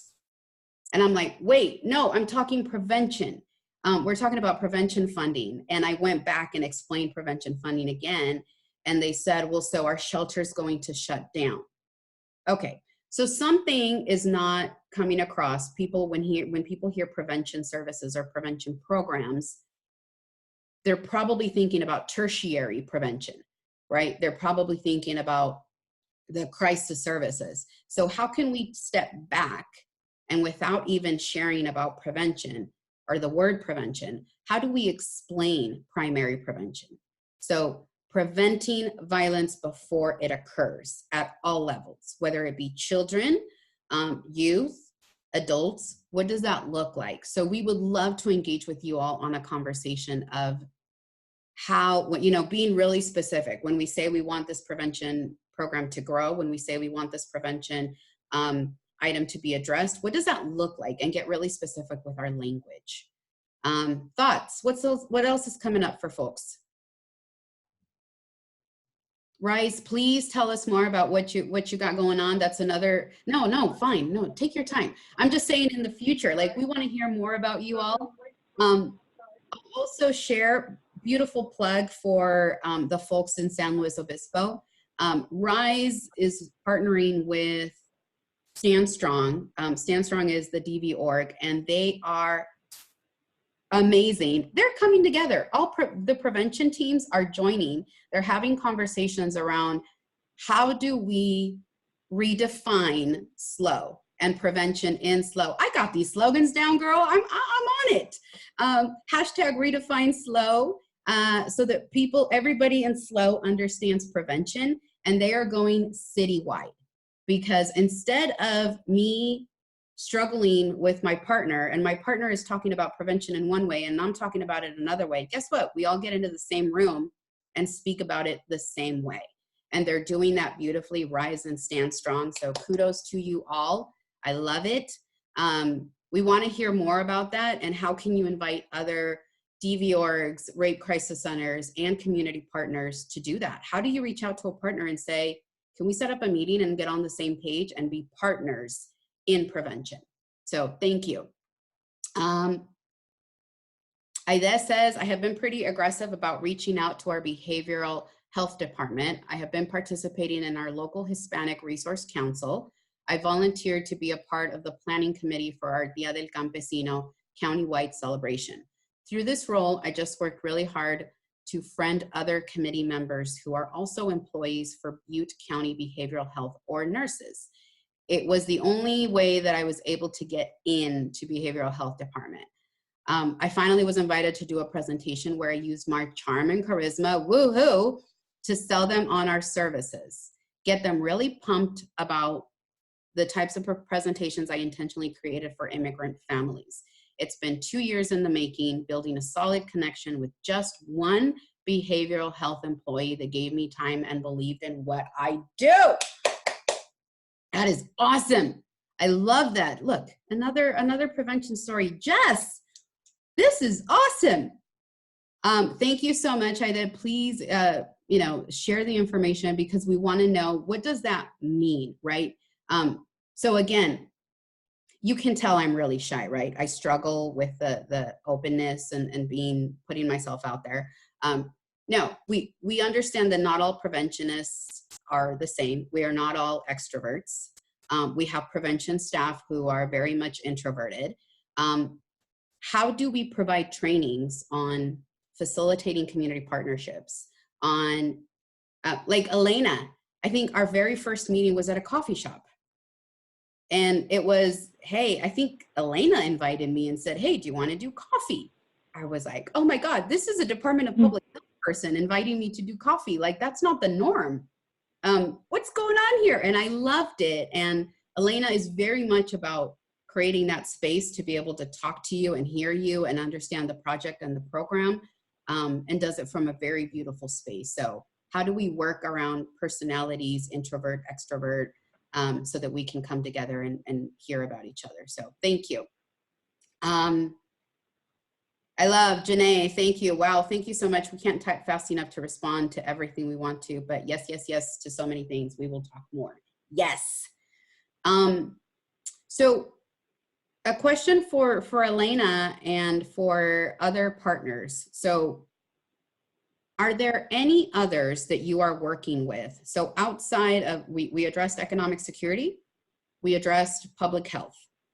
Are there any other partners that you are all engaging with across the intersectional efforts, right? Because we understand that preventing violence requires that we address and engage with all intersections of violence and oppression. Are you working with other partners, and how can we learn from you all? What does that look like? You also have access to 2 amazing resources here, Genya and Elena. Do you have any questions? Do you need someone to connect you to the local health center, health department, language that you can use to connect? I'm sure Elena would be like, yeah, we can work on that. And Genya, local parent voices group or local lactation team, someone that we can work with. Let's see, Jonathan says, I am mostly working with the high school staff and principals. Okay, so Jonathan, think about the community partners that might be or could be essential to strengthening those relationships in a school community. So let's think outside of that school community, that internal school community. So who else is engaged with the school? Who else could be a strong partnership for you? And if others have suggestions, when working in a school, who else can we partner with that can strengthen that relationship and can help us think about, right, prevention at all levels? So preventing violence with children, maltreatment, families. What do folks think? So I wonder a little bit about relationships with school site councils or the parent-teacher PTA folks or others. We're particularly interested in this because we're looking to create a toolkit, or we are building a toolkit right now around how advocates could engage with local control accountability plans, which is essentially like a general plan for schools and school districts. And just wondering if you all are working with some of those folks too. Yep. And I'm also going to throw in a little plug here. High school staff and principals are probably engaged in relationships.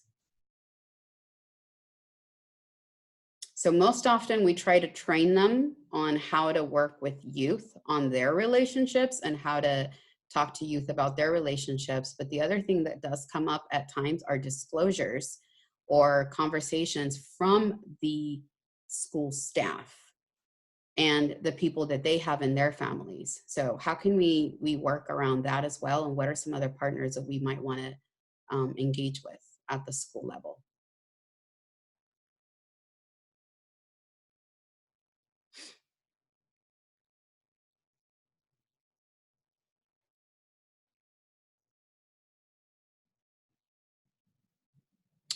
I don't think Clay was able to join, but I know Clay was going to talk about, they are in Mariposa, very rural. The schools are incredibly far apart from one another. And one of the things they're working on is creating space for community partners who offer services in the community to have space at the school. So if there are behavioral health groups that are in the local area of the county, can they have a day a month that they can provide resources at the school? Can they have a community resource fair once a month at the school?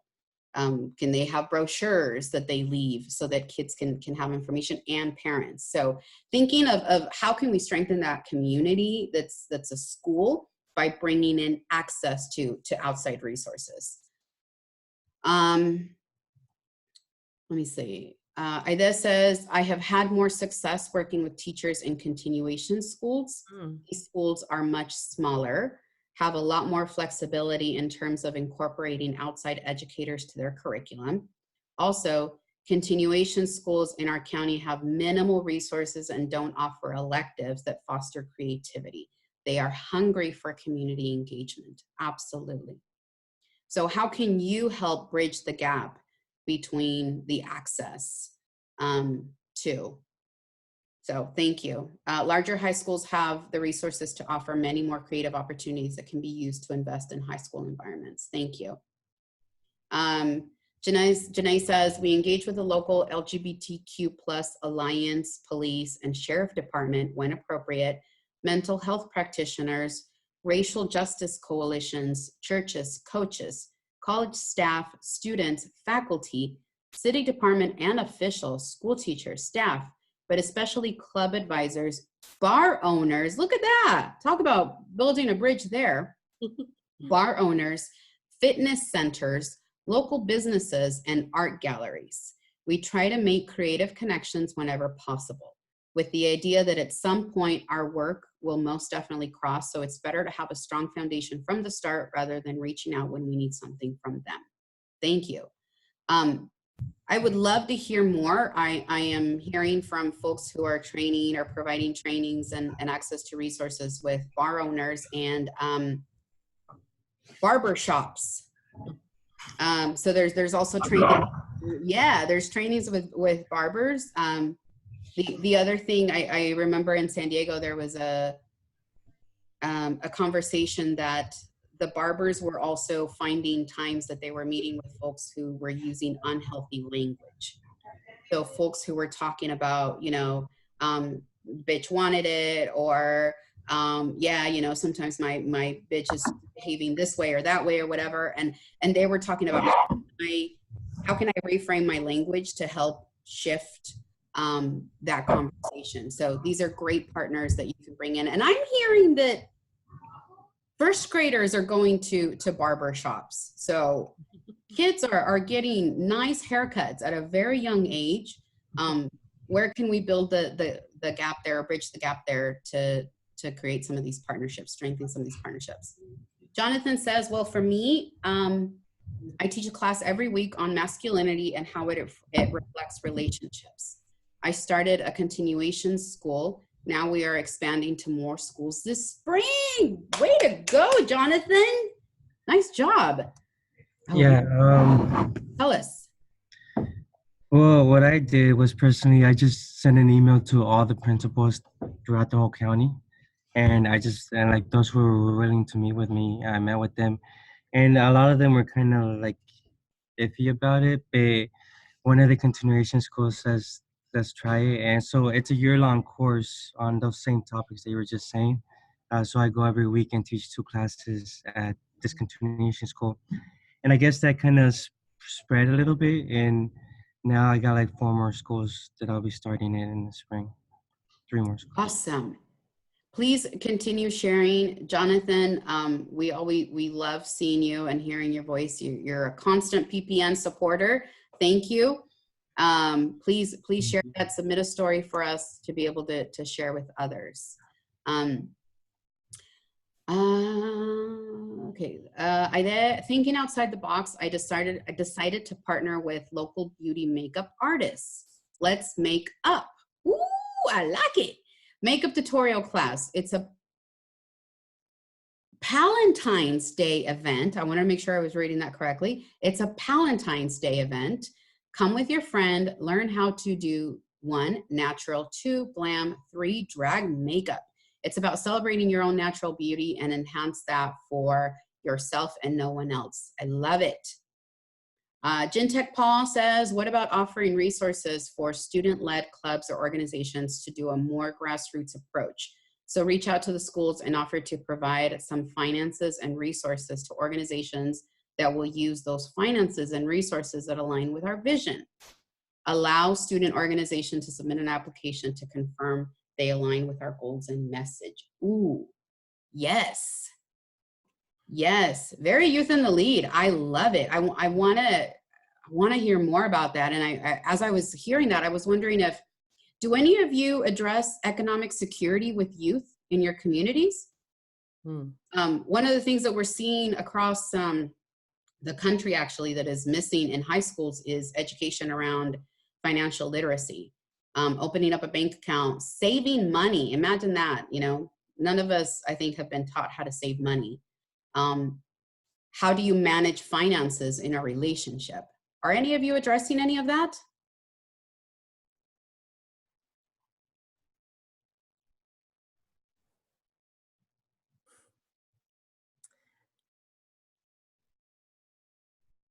Jenya, did you want to say something? I saw. I have a question kind of, because I think that there's two sides to the economic security. One is your own financial literacy, doing the best you can with the money you have. But the other is the social justice aspect of the way our, if being involved in a way that where some jobs are paid a lot less than maybe they should be. And just, you know, that sort of literacy. Like, I wonder, I'm sure that's not really taught in school. I didn't get either one in school myself. But, you know, when I was young, there were a lot more people in unions. And so, for example, working class people owned homes more than they do now. And, you know, I just come from because I'm a little older, I come from a slightly different time. And I'm kind of curious about that. We're talking about social justice, and part of that is both, you know, you taking care of your own finances, but what about trying for a better world that is a little bit more equal economically? Absolutely. Thoughts? I see typing, I see thinking. And I know we're wrapping up. I also want to hear from folks. Was today helpful? What are some next steps? This has been a very engaged group. I love the conversations. The chat box has been on fire. I love it. Who else can we bring into our conversation? And Elena, Genya, I would invite you to join us again every month, third Thursday of the month. The registration is available for everyone to jump on. Look at Elena adding it to her calendar. I love it. Join us, because the more diverse we can make these conversations, the better able we will be to think about, ooh, how can we, like Jenya was just asking about the both sides of economic security. How are we addressing this with youth, with parents?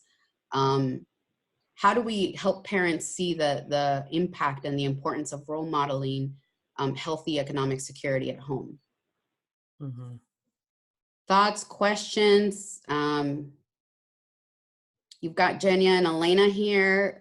Next steps, who else are we missing on these conversations?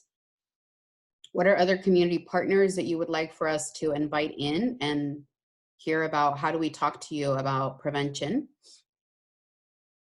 I'd love to see a principal or some of the people that you all are working with to talk about their experience. You know, my sister's a principal in Tehachapi, which is Kern County, I think, near Bakersfield. I'm going to talk to her about this and talk to my kids, you know, about what they're learning in school. But I'd love to hear from one of the people that you all are working with that is not just already in the DV prevention world, but that is kind of connecting through you, like the continuation schools, just to hear what their experience of it is and how it's working. Yeah, thank you. If anyone has access to a principal that is just leading the way and is very much a community champion or a prevention champion, please let us know.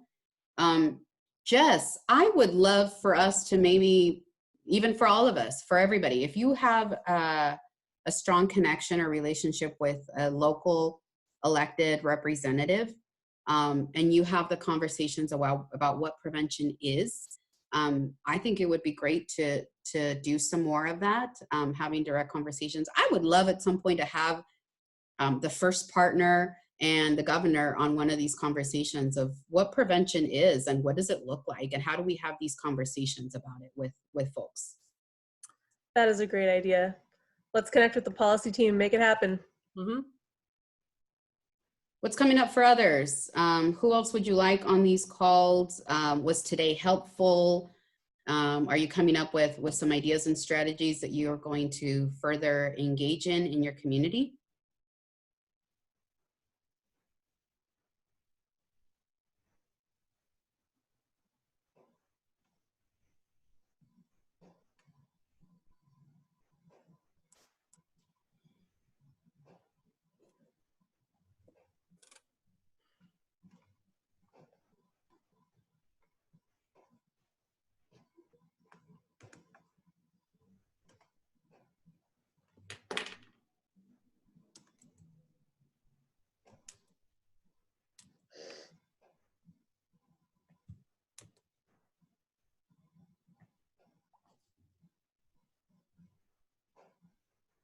Thank you. Thank you. I appreciate the messages of this has been great. Good conversations. I have received also a couple of texts that people need to go. Thank you. Jess, thank you so much for engaging in this conversation with everyone. Here you will find our contact information. Miranda was unable to join us today, but we'll hopefully be back next month. And we are always here to answer your questions. Please reach out if you would also like to get connected to our speakers today. Genya, Elena, Jess, we're all available here to provide some support to you all. And Genya and Elena, thank you so much. Amazing conversations. Yeah, people I think, I mean, you saw the chat and people are engaged and thinking about how to work with their local public health partners and their local economic security and work and family related partners. So thank you all so much for joining today. We hope to see you again next month. We are working on a plan. If you have specific ideas on how to continue this conversation, let us know. Jess, anything else? I don't think so. We will be in touch about Teen Dating Violence Awareness and Prevention Month. Excited to be having all this momentum with a very talented youth graphic designer. Absolutely. Gives us 2 weeks to continue finding our orange shirts, our orange outfits, right? We got to orange it up all February. So find those orange outfits so that we can orange it up all over the place. If you have not ordered your orange pins, I would suggest you start looking into that. If you need some information with orange pins or where to find them, let me know. Thanks again, Genya and Elena. We will get you an orange pin so that you have something to wear all of February, honoring Teen Dating Violence Awareness and Prevention Month. And please know that we are available to provide a conversation at your space around what prevention is and Teen Dating Violence and Awareness Month. So thank you all so much. Have a wonderful rest of the month. Happy New Year. I didn't say that at the beginning. Happy New Year. Wishing you an amazing 2020. And yeah, have a great one. Bye, everyone. Thank you. Bye, everybody. Thank you. Jess, thank you for all the links. You rock. Oh, no problem. Thank you. Thank you. Bye.